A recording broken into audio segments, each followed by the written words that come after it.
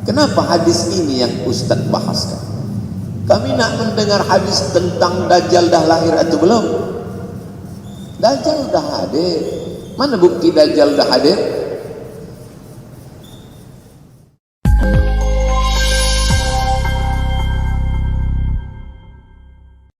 Bismillahirrahmanirrahim. Assalamualaikum warahmatullahi wabarakatuh. Alhamdulillah wassalatu wassalamu ala rasulillah sayyidina wa maulana Muhammad ibn Abdullah wa ala alihi wa sahbihi wa man da'a bida'watihi wa istanna bisunnatihi ila yaumi liqa'i rabbih. Man shalla subha fi jama'atin, siapa yang salat subuh berjamaah, faka'annama shalla al-laila kullah, maka dia sama seperti salat sepanjang malam. Man shalla subha fi jama'atin, siapa yang salat subuh berjamaah, kana fi zimmatillah, maka dia sentiasa dalam lindungan Allah Subhanahu wa taala.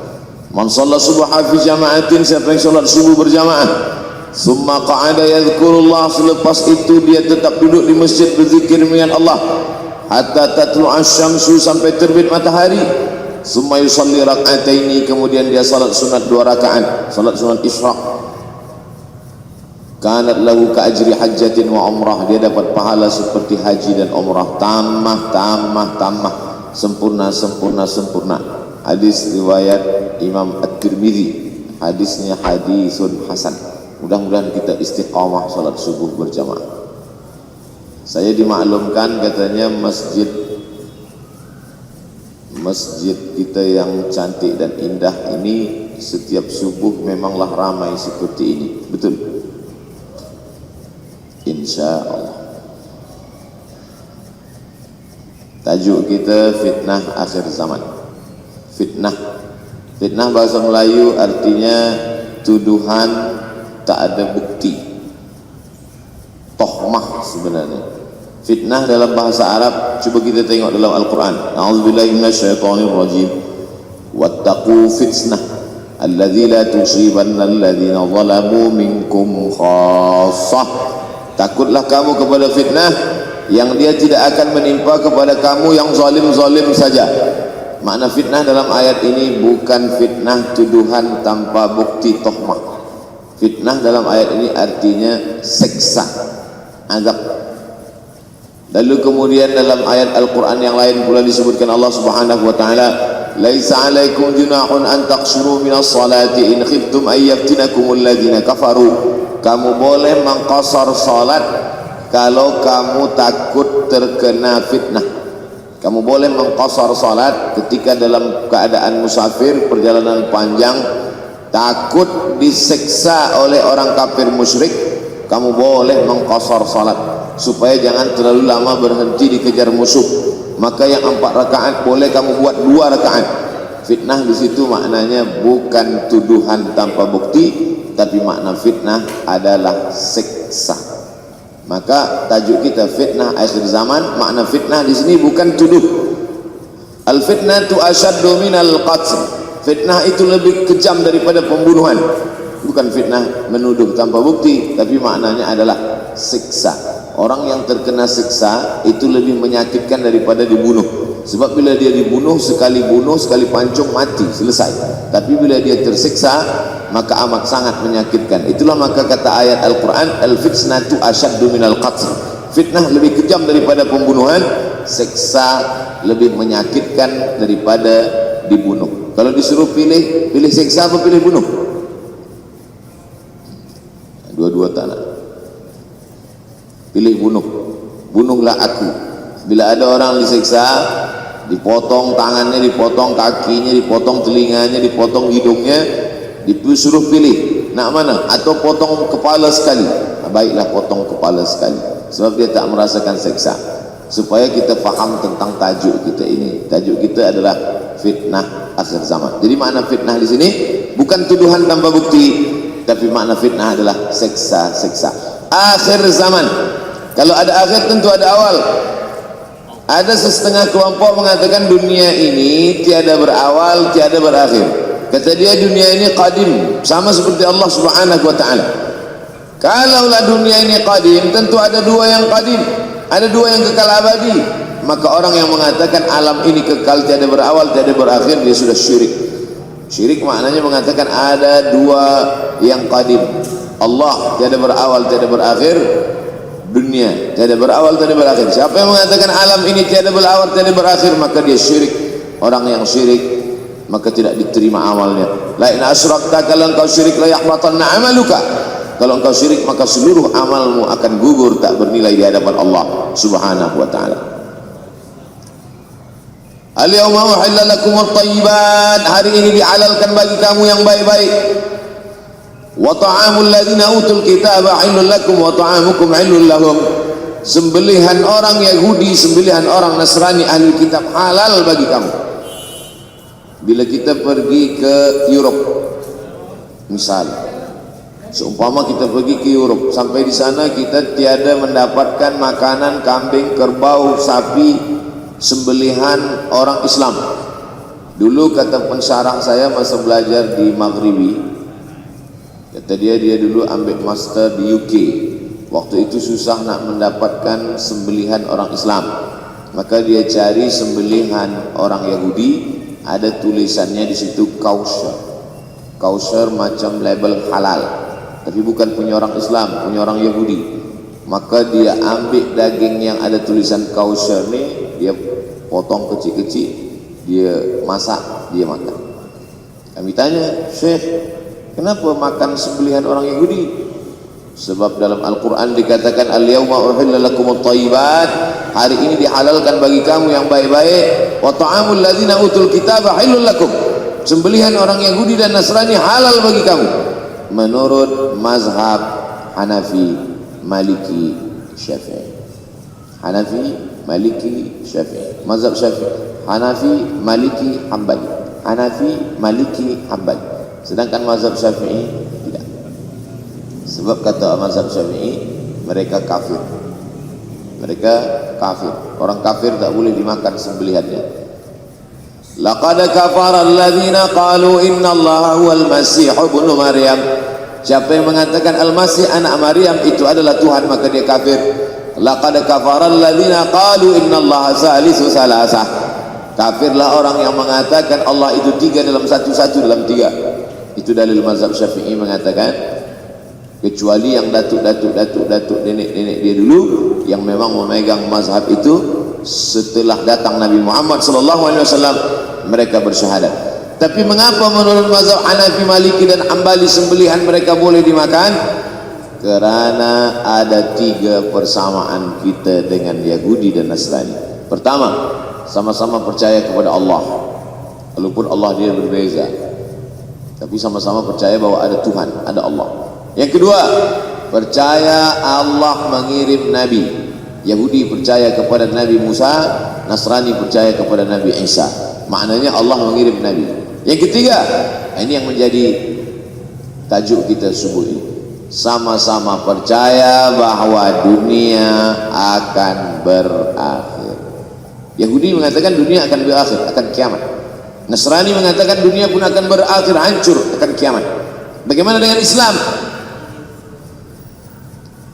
Ma huwal iman? Apa itu iman wahai Muhammad sallallahu alaihi wasallam?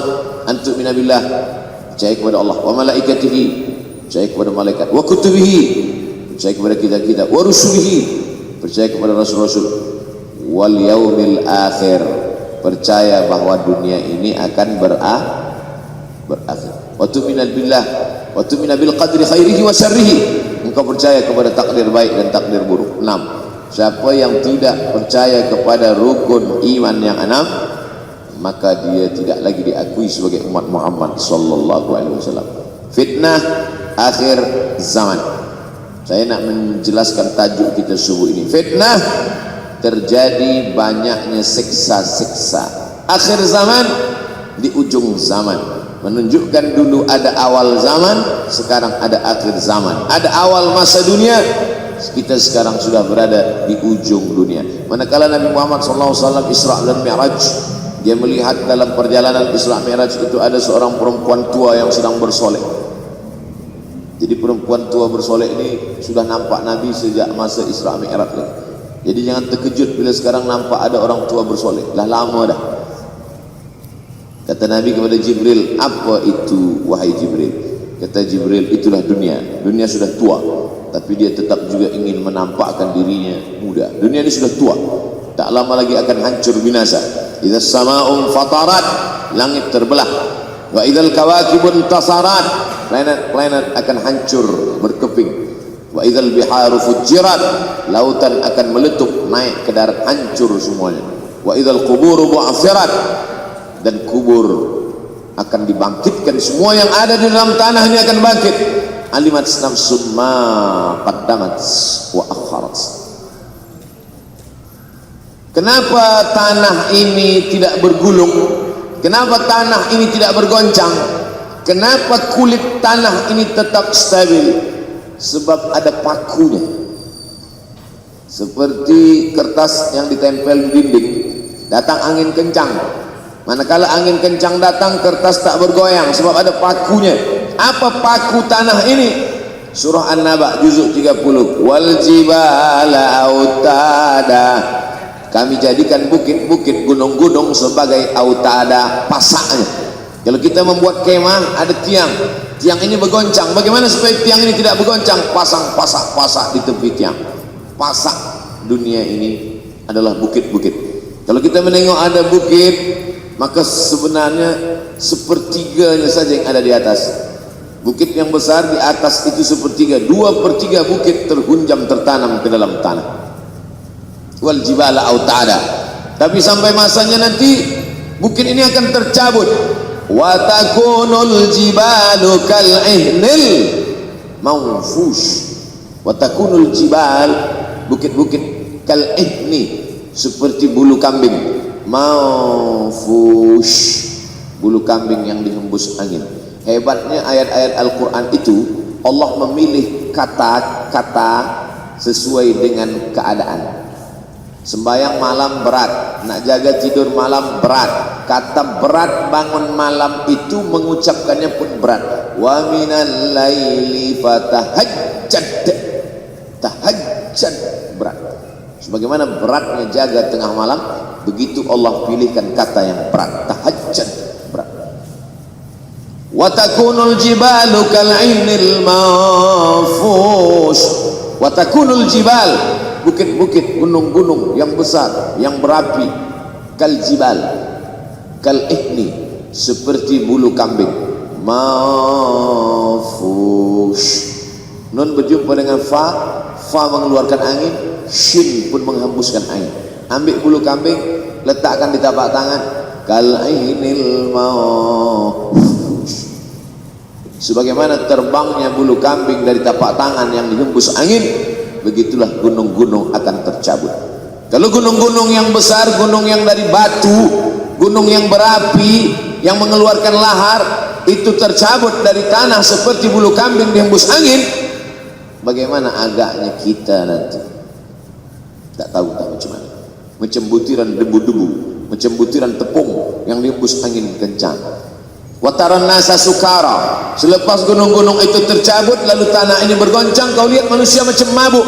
Wataran nasa sukara, kau pandang manusia macam mabuk. Wa mahum bisukara, mereka tidak mabuk. Mereka berjalan bergoncang bukan kerana mabuk, walakin adzaballahi syadid, kerana azab Allah itu amat sangat kuat. Oleh sebab itu dianjurkan membaca tafsir juzuk 30 Syekh Muhammad Abduh, tafsir Al-Munir, tafsir Al-Manar yang ditulis oleh muridnya. Dia bagi tazkirah saja, dia tak ada menulis, tapi kemudian muridnya Rashid Ridha menulis, itulah dia tafsir Al-Manar. Dia tidak memulai tafsir dari juzuk 1 Al-Baqarah, tapi dia mulakan juzuk 30. Sebab apa? Sebab mengkaji juzuk 30, amma yatasaalun 'anil naba'il 'azim alladhi hum fi mukhtalifun kalla sayalamun, bercerita tentang hari kiamat. Orang kalau sudah bercerita tentang hari kiamat, datang rasa takut, datang rasa cemas, datang rasa khawatir, kita akan mati, dunia akan binasa, apa yang akan kita bawa? Selepas dia mengkaji juzuk 30, datanglah semangatnya, khusyuklah dia solat, datang semangatnya beribadah, datang hilang rasa cinta harta, dia akan berwakaf, berinfak, bersedekah. Maka fitnah akhir zaman ini perlu dikaji selalu supaya kita mendatangkan khusyuk dalam hati, takut dalam hati, ridha, menerima keputusan Allah Subhanahu wa taala. Fitnah akhir zaman. Hadis yang saya pilih diambil dari kitab Sahih Al-Bukhari. Pendek saja, Sahih Al-Bukhari, tapi sebenarnya judul kitab ini panjang. Al-Jami' As-Sahih Al-Musnad Al-Mukhtasar min umuri Rasulullah SAW wa sunanihi wa ayyami. 7. Disebut dia Al-Jami' kerana dia mencakup 3 aspek: akidah, ibadah, akhlak. Al-Musnad kerana hadis-hadisnya bersanad dari Imam Al-Bukhari sampai ke Nabi Muhammad SAW. Ada silsilah. Al-Mukhtasar kerana dia ringkasan, 7.275 hadis sahaja, padahal hadis Nabi banyak, maka dia ringkaskan, dia kecilkan menjadi 7.275 hadis. Min umuri Rasulullah, semua perkara-perkara Rasulullah, wa sunanihi, kebiasaan-kebiasaan Rasulullah, wa ayyami, hari-hari kehidupan Rasulullah SAW. Disebut Sahih Al-Bukhari. Bukhari bukan nama orang, Bukhari nama kampung, Bukhara, Uzbekistan sekarang. Nama dia Muhammad bin Ismail bin Ibrahim bin Al-Mughirah bin Bardizbah Al-Bukhari. Bardizbah datuk dia yang kelima mu'alaf masuk Islam, Majusi, penyembah api, dari Persia, Iran sekarang.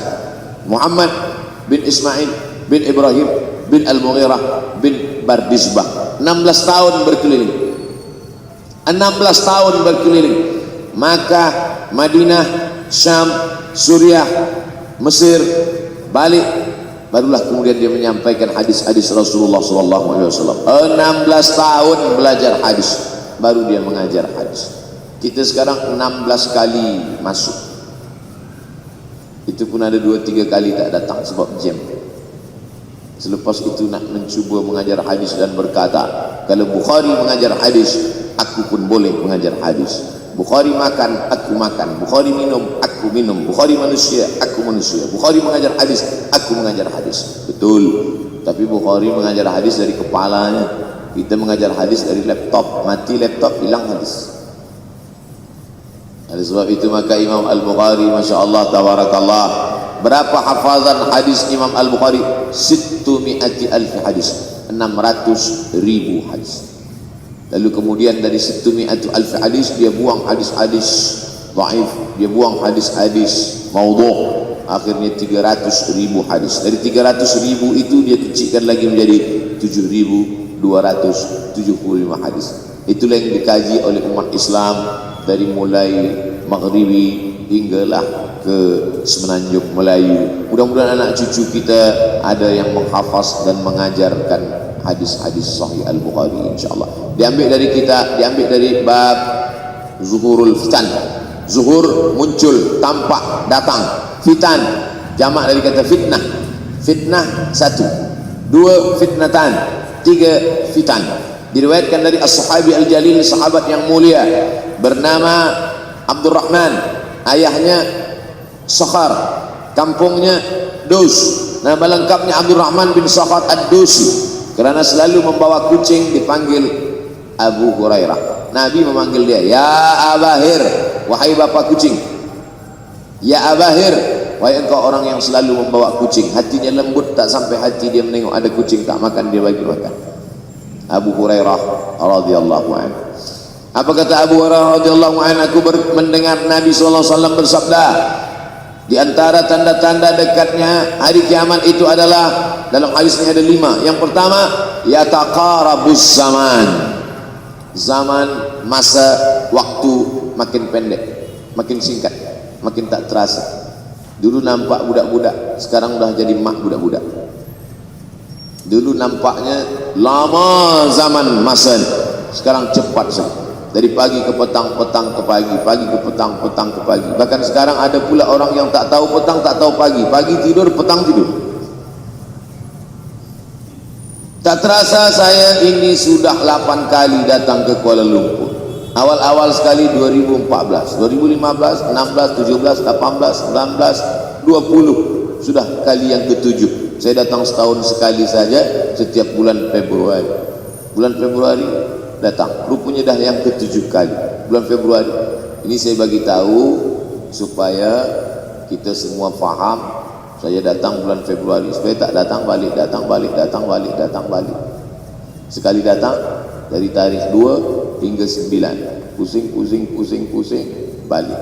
Rupanya sudah kali ke-7, ke-8 kali datang menyampaikan tazkirah. Tak terasa. Dulu saya datang kemari belajar di UKM tahun 2003. Sekarang sudah 2020, 17 tahun. Tak terasa. Yataqarabuz zaman. Tanda-tanda kiamat, fitnah akhir zaman sudah dekat adalah yataqarabuz zaman, kata Nabi SAW.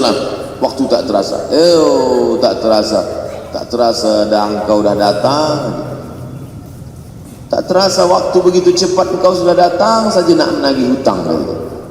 Orang berhutang ni pun rupanya tak terasa juga orang datang. Yang memberi pinjaman pula terasa lama betul. Apakah beza antara 5 minit dulu dengan 5 minit sekarang? Sama. Apakah beza antara 24 hours, 24 jam dulu dengan 24 jam zaman Nabi dengan 24 jam zaman sekarang? Sama. Tak ada beza. Mataharinya sama, bulannya sama, buminya sama. Yang berkeliling mengelilingi matahari sama. Apa yang membuat berbeza? Apa yang membuat zaman itu yataqarabuz zaman? Ada hal-hal yang membuat kita sibuk. Dulu tak ada google.com, dulu tak ada Facebook, dulu tak ada Twitter, dulu tak ada BBM, dulu tak ada Instagram. Sekarang waktu habis. Bila kita tanya orang mana yang lebih lama, 5 minit atau 50 minit, semuanya sepakat mengatakan 50 minit lama, 5 minit kejap. Saya tanya 2 kali, pelajar-pelajar, penuntut-penuntut, mana yang lebih lama, 5 minit atau 50 minit? Semuanya berkata 50 minit lebih lama daripada 5 minit. Lepas tu saya balik, mana yang lebih lama? 5 minit menunggu azan maghrib bulan puasa, 50 minit status FB, Instagram. Oh, lebih lama 5 minit menunggu azan maghrib. 5 minit menunggu azan maghrib bulan puasa macam-macam mati jam. 50 minit hilang waktu tak terasa. Itu menunjukkan hadis Nabi itu, saya semakin saya baca hadis Nabi makin kuat keyakinan saya, makin kuat iman saya, makin hilang keraguan saya bahwa yang berbicara ini bukan manusia biasa, tapi dia dapat wahyu dari Allah. Wa ma yantiqu anil hawa in huwa illa wahyun yuha, melainkan wahyu dari Allah Subhanahu wa taala. Yataqarabuz zaman, masa begitu cepat berlalu tak terasa. Sebulan seperti sepekan, sepekan seperti sehari, sehari seperti sesaat.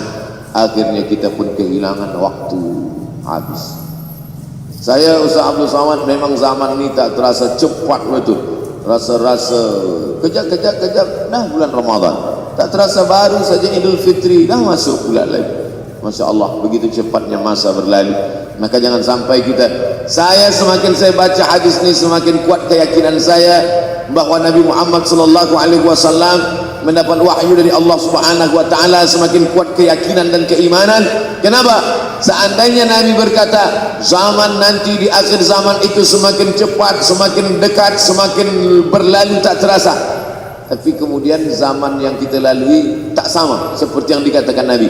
Mungkin datang juga keraguan dalam hati, betulkah ini? Tapi ternyata 1441 tahun lampau, 1440 tahun yang lalu Nabi mengatakan, dan hari ini terbukti zaman begitu cepat berlalu. Masya Allah, tabarakallah. Hari inilah ditemukan internet, hari ini datang television, hari ini datang WhatsApp, hari ini datang yang melalaikan kita daripada Allah Subhanahu wa taala, sehingga waktu datang sembang-sembang, cerita-cerita, tengok ini, update ini, tulis ini, tengok ini, pandang ini, habis waktu berlalu. Padahal waktu inilah yang akan ditanya oleh Allah Subhanahu wa taala. 6 kali Allah bersumpah demi waktu. Terbit fajar, wal fajri wa layalin nashr, masuk waktu subuh, was subhi idza tanaffas, masuk waktu duha, wad duha wal laili idza saja, masuk waktu siang, wan nahari idza tajalla, masuk waktu asar, wal asri innal insana lafi khusr, masuk waktu malam. 2 kali Allah bersumpah demi waktu malam, wal laili idza saja wal laili idza yaghsha. Kenapa hadis ini yang Ustaz bahaskan? Kami nak mendengar hadis tentang Dajjal dah lahir atau belum. Dajjal dah hadir. Mana bukti Dajjal dah hadir? Kurma bisan tidak lagi berbuah. Bila kurma bisan tidak berbuah, Dajjal dah nak datang. Kurma bisan sekarang sudah berkurang, tak berbuah. Lalu kemudian apa lagi? Ain Zuhar, mata air dari Ain Zuhar sudah kering. Sudah kering. Oleh sebab itu, tapi manakala dulu datang Habib Umar bin Hafiz, saya hadir majelis itu, adalah seorang bertanya, Habib, ya, Imam Mahdi dah lahir atau belum? Saya tengok Habib menjawab, sepertinya dia macam tak suka pertanyaan. Kata dia, kita tak perlu mencari-cari dia dah lahir atau belum, kampung dia di mana, dia lahir di hospital mana, dia tak perlu. Yang perlu kita siapkan adalah iman dan takwa pengetahuan kita, supaya kita jangan sampai terkecoh, supaya kita boleh membezakan mana hak, mana batil, mana betul, mana salah, mana lurus, mana bengkok, mana hitam, mana putih. Sehingga dengan istiqomahnya kita beribadah ini, kita boleh membezakan mana Al-Masih yang original, yang asli, mana Al-Masih Ad-Dajjal. Makanya tadi sebelum salam kita berkata, Allahumma inni a'udzubika min azabi jahannam wa min azabil qabri wa min fitnatil mahya wal mamat wa min syarri fitnatil masih Dajjal. Membaca, menghafaz 10 ayat di awal surah Al-Kahf. Siapa yang menghafaz 10 awal ayat, hadis lain mengatakan 10 akhir, 10 awal 10 akhir, elok dua-duanya. Tapi Masya Allah, tabarakallah, anak-anak kita yang pakai jubah, pakai sorban putih ini, daripada tahfiz Quran, mereka tidak hanya menghafaz 10 awal 10 ujung, dari awal sampai ujung dia hafaz, 30 juzuk dia hafaz. Mudah-mudahan anak-anak kita penghafaz Al-Quran. Allahumma ja'al abna'ana wa banatina min huffazil Quran wal hafizat. Jadikan anak-anak kami menjadi para penghafaz Al-Quran, ya Allah, supaya selamat dia daripada fitnah Al-Masih Ad-Dajjal. Tapi saya pilihkan hadis tentang yang 5 ini. Dengan 5 ini kalau kita amalkan, insya Allah Allah akan selamatkan kita dari fitnah akhir zaman ini. Yang pertama, manfaatkan waktu, kerana waktu di akhir zaman ini yataqarabus zaman, kerana waktu semakin dekat tak terasa, hilang, berlalu. Maka isilah waktu ini dengan ibadah. Jangan sampai ada waktu yang kosong. Duduk sejenak kosong, berselawat, Allahumma salli ala sayyidina Muhammad wa ala ali sayyidina Muhammad, Allahumma salli ala sayyidina Muhammad wa ala ali sayyidina Muhammad. Sempat-sempatkan ambil wuduk, solat duha walau 2 rakaat. Sempat-sempatkan sebelum tidur malam solat witir 3 rakaat, supaya tidur kita sentiasa dalam wuduk dan kita sempat solat witir. Andai mati kita malam itu, insyaallah mati dalam keadaan husnul khatimah. Usolli sunnatul witri salasa raka'atin lillahi ta'ala. Nanti malam jaga, tidak witir lagi, hanya tahajud saja. Sempat-sempatkan solat tahajud. Elok amat sangat baik solat wuduk 2 rakaat. Usolli sunnatul wuduk raka'atain lillahi ta'ala. Selepas solat wuduk, solat sunat taubat. Usolli sunnatul taubat raka'atain lillahi ta'ala. Selepas solat sunat taubat, solat sunat hajat. Usolli sunnatul hajat. Selepas itu barulah solat sunat tahajud 8 rakaat. Nak tambah lagi 10, 12, 14, elok, tak salah, karena dia tiada batasan. Adakah sahabat Nabi yang melakukan ini? Ada. Qatadah bin Nu'man, dari selepas Isya sampai azan subuh. Imam Ahmad bin Ambal, dari selepas Isya sampai azan subuh. Bahkan mereka menghatamkan Al-Quran dalam tahajud mereka. Maka bahkan ada imam yang disebut dengan As-Sajjad, kerana banyak sujud kepada Allah Subhanahu wa ta'ala. Kerana akhir zaman ini godaan begitu besar. Dulu orang tengah malam tahajud, jam 2 malam, jam 3 malam dia bangun, kerana dia membaca hadis sab'atun yudhilluhumullah, ada 7 golongan yang mendapatkan naungan Allah, yauma la dhilla illa dhilluh, hari itu tak ada naungan kecuali naungan Allah. Rajulun, ada seseorang, zakarallah, dia berzikir mengingat Allah, khalian, di tengah malam tak ada manusia, fafadat ainahu, menetes air mata. Maka yang pertama ini, jangan sampai kita kehilangan waktu, kerana waktu, al-waktu kasayf, waktu ini seperti pedang, illam taqta'hu qata'aka, kalau tidak kau patahkan dia. Kalau kau dapat pedang, patahkan, sebab kalau tidak kau patahkan, dia akan memotong engkau, mematahkan tulang-tulang engkau. Waktu ini kalau tidak kita manfaatkan, kita akan ditanya tentang waktu, kemana saja waktu yang sudah kau pakai. Inna sam'a pendengaran, wal basar penglihatan, wal fuad hati, kullu ulaika kana anhu mas'ula. Semua akan disoal, semua akan diminta tanggung jawab di hadapan Allah. Kemana waktu yang sudah aku bagi dulu engkau pakai? Yang pertama nanti ditanya, la tazulu qadama 'abdin yaumal qiyamah. Kaki anak Adam tidak akan bergeser, tidak akan beralih dari tempat tegaknya pada hari kiamat, hatta yus'al, sampai dia disoal, sampai dia ditanya.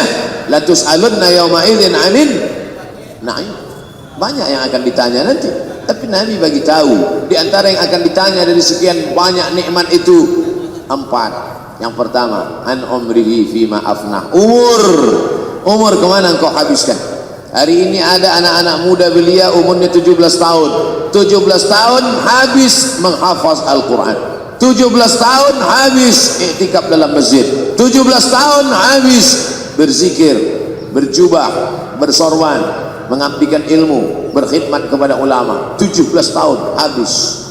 Tapi ada pula yang dibalik, 71 tahun habis. Rumah, office, kopi, rumah, office, kopi, rumah, office, kopi, batuk, mati habis. Apa yang dapat kita bawa menghadap Allah SWT? Yang pertama, yataqarabuz zaman. Yang kedua adalah wa yanqusul ilmu semakin berkurang. Kalau sudah ilmu berkurang, apa yang bertambah? Jahil.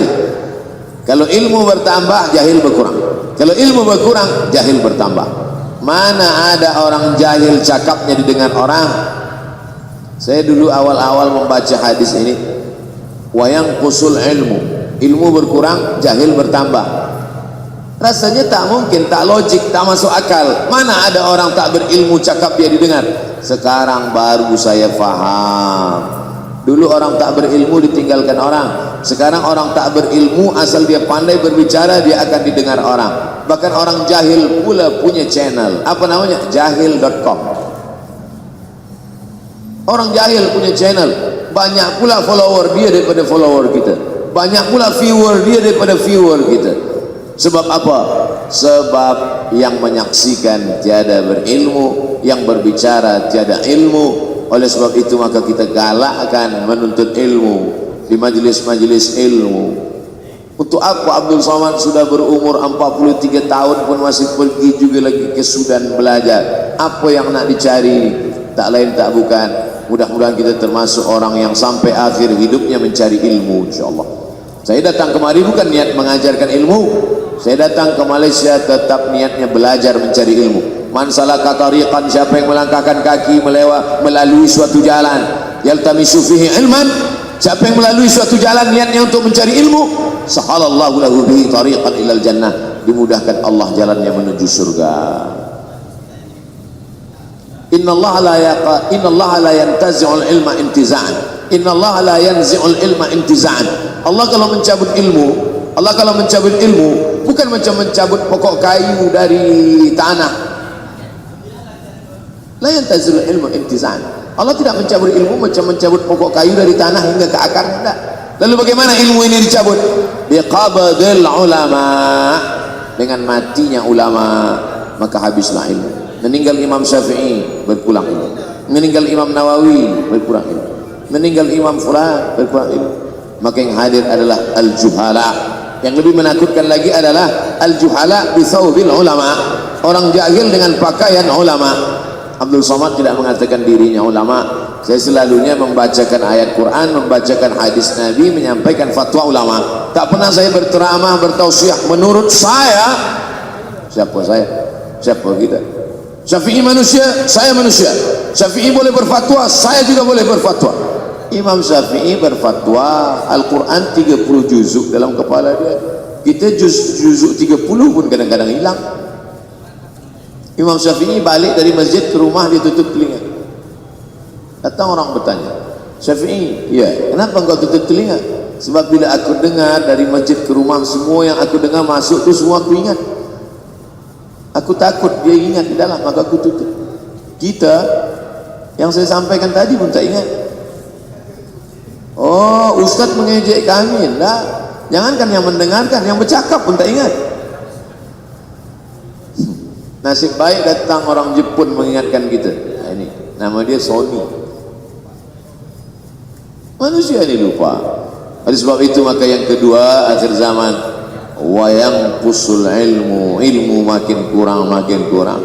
Maka bersyukur anak-anak yang dimasukkan ke rumah tahfiz.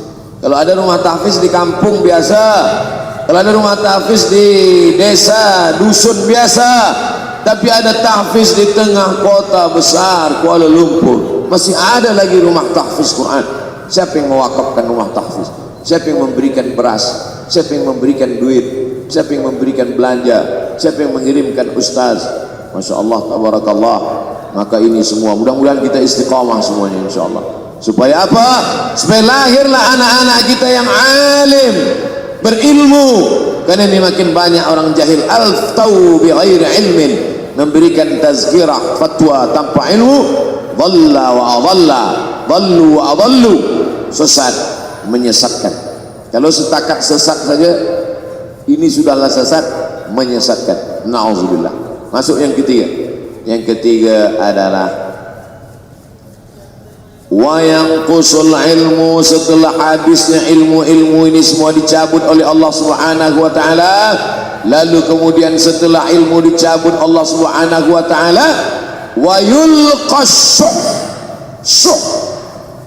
Wa man yuqas sin dengan hak kecil. Wa man yuqas nafsihi fa ulaika humul muflihun. Siapa yang selamat daripada sifat syuh, itulah orang yang beruntung. Hayya 'alal falah. Mari kita menuju keberuntungan, kemenangan. Siapa orang yang menang? Selamat daripada sifat syuh. Ada orang menerjemahkan syuh ini pelit, bakhil. Bakhil ada yang lebih parah daripada bakhil. Syuh. Bakhil ini, bakhil tidak ingin memberikan uangnya untuk orang lain. Itu bakhil. Dia ada uang 10 ringgit, uang itu hanya dia makan saja, dia tak mau walaupun setengah sen kepada orang lain. Itu namanya bakhil. Kalau syuh ini, duit dia simpan, duit orang pula dia makan. Nah, itu syuh. Jadi lebih parah lagi. Oleh sebab itu kalau sudah ilmu ini dicabut, orang menjadi jahil, maka datang penyakit syuh yang ketiga. Apa itu syuh? Hubbud dunya, hubbul mal, wa tuhibbul mala hubban jamma. Engkau sayang kepada harta amat sangat sayang. Dia pegang semuanya sampai tak meleleh, tak menetes walaupun satu tetes. Akhirnya mereka inilah pendusta-pendusta agama. Ara'aital ladzi yukadzibu biddin. Tahukah kamu siapa itu yang mendustakan agama? Fadzalikal ladzi yad'ul yatim. Mereka itu yang membiarkan anak yatim. Wala yahuddu ala ta'amil miskin. Dia tidak mempedulikan makanan orang miskin. Sebab apa? Bukan sebab tak ada harta, sebab syuh. Kenapa syuh? Sebab tak ada ilmu. Tak ada ilmu tentang akhirat. Dia pegang, dia simpan, mati, habis. Yang dia bawa hanyalah 1, 2, 3 helai kain kafan saja. Itulah mengapa Sultan Turki, Sultan Muhammad Al-Fatih, Sultan Abdul Hamid, coba tengok gambar Sultan Muhammad Al-Fatih, Sultan Abdul Hamid Turki dulu. Sorban dia besar-besar. Saya dulu terkejut, lama saya tengok, kenapa sorban orang Turki ini besar-besar. Lama-lama saya baca, rupanya sorban orang Turki itu kain kafan. Tuan-tuan, balik dari sini beli kain kafan 2 meter, ikatkan kepala, bawa sembahyang supaya ingat mati. Boleh kau menyiapkan kain kafan, baca kitab Tambihul Mughtarrin, peringatan bagi orang-orang yang tertipu. Di situ ditunjukkan banyak ulama, bahkan mereka menggali tanah di dalam rumahnya, malam-malam dia tahajud, selepas tahajud dia duduk di dalam tanah itu supaya terasa bagaimana rasanya mati. Gali tanah 2 meter, masuk ke dalam. Tapi kalau nak buat itu kita saja dengan Allah. Yang pula banyak juga orang sekarang udah gali tanah masuk ke dalam, streaming pula. Hai guys, nak rasakan mata? Mana boleh terasa? Kita saja masuk ke dalam, rasakan macam mana rasa. Sebab kalau cakap saja, marilah kita ingat mati, takutlah kita pada mati. Kita tak tahu bagaimana rasa mati. Kalau nak merasakan bagaimana harus mati, nanti kalau ada orang mati meninggal dunia, masuk kita ke dalam, kita sambut jenazah, kita letakkan, kita duduk, rasakan. Ketika Fatimah meninggal, Fatimah emak Sayyidina Ali meninggal, Nabi masuk ke liang lahat. Masuk Nabi ke liang lahat. Nabi berdoa di dalam. Ketika Utsman bin Maz'un meninggal, Nabi masuk ke dalam. Nabi pegang jenazah Utsman bin Maz'un, meleleh air mata Nabi turun ke misai, turun ke janggutnya, turun menetes sampai ke bawah. Rasakan bagaimana rasanya di dalam. Dulu saya pernah berjumpa dengan seorang pemuda, telinga dia pakai anting subang, lalu kemudian saya tengok banyak tato. Saya tanya, macam mana cerita awak bertaubat dulu? Mak saya meninggal, Ustaz Abdul Somad. Lepas tu saya tegak di tepi kubur. Macam ada yang menolak saya dari belakang, masuk saya ke dalam. Masuk-masuk itulah terasa sejuk di kaki, datang rasa takut saya. Makanya kalau ada orang yang sudah kita bagi tazkirah, bagi nasihat tak juga, nanti ada orang meninggal, bawa dia agak dekat, senggolkan sedikit. Gitu caranya supaya kita terasa mati ini, supaya apa? Hilangkan penyakit syuh, cinta harta, takut mati, dan membuat kita menjadi bakhil, pelit. Na'udzubillah. Yang keempat, wa tazharul fitan. Ini yang terkait dengan tajuk kita yang keempat. Wa tazharul fitan. Banyaklah fitnah, siksa. Dulu masa saya kelas 1 madrasah tahun 1990, berkumpullah kami bersama-sama dengan cikgu mengkaji masalah apa? Masalah Bosnia Herzegovina, mengamuk Slobodan Milosevic, menghancurkan umat Islam di Bosnia. Sampai ada yang meminta fatwa kepada Syekh Yusuf Al-Qardawi, bolehkah perempuan yang perempuan Bosnia yang dirogol tentara Serbia hamil, bolehkah dia menggugurkan anaknya? Kata Syekh Yusuf Qardawi, tak boleh. Maka dia biarkan saja anak itu lahir dan dia tidak dianggap berdosa karena ini sudah takdir Allah Subhanahu wa taala. Bagaimana mereka dibunuh? Maka makin banyaklah selepas Bosnia datang pula yang terjadi di Rohingya, di Uyghur. Umat Islam berkumpullah presiden negeri Islam di Kuala Lumpur. Erdogan datang, kumpul semuanya membahas bagaimana nak menolong Muslim Uyghur. Rupanya umat Islam pun tak sanggup nak menolong. Apa yang boleh dilakukan di Uyghur? Berdoalah umat Islam. Rupanya Allah kalau mau menolong mudah saja Allah menolong. Tidak datang rudal skat, tidak datang tentera, tidak datang senjata, cukup datang corona, selesai. Allah Subhanahu wa taala, wa makaru wa makarallah. Mereka membuat tipu daya, Allah balas dengan tipu daya yang lain. In tansurullah, kalau kau tolong, ittaqu da'watal mazlum, takutlah kamu terhadap doa orang-orang yang teraniaya. Fa innahu laisa bainahu wa bainallahi hijab, karena di antara dia dengan Allah tak ada hijab sama sekali. Wa yakthurul wa tazharul fitan, banyaklah fitnah. Yang terakhir, yang kelima, wa yakthurul haraj. Wa yakthurul haraj, banyak terjadi haraj, kata Nabi.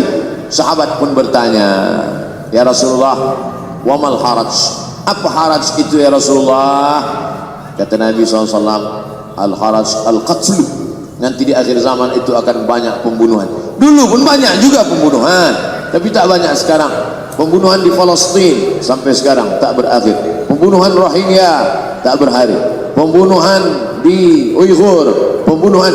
Dulu imam masjid, imam salat tarawih dulu di Masjidil Haram, Allahumma ansuril Islam wal muslimina fi Palestin.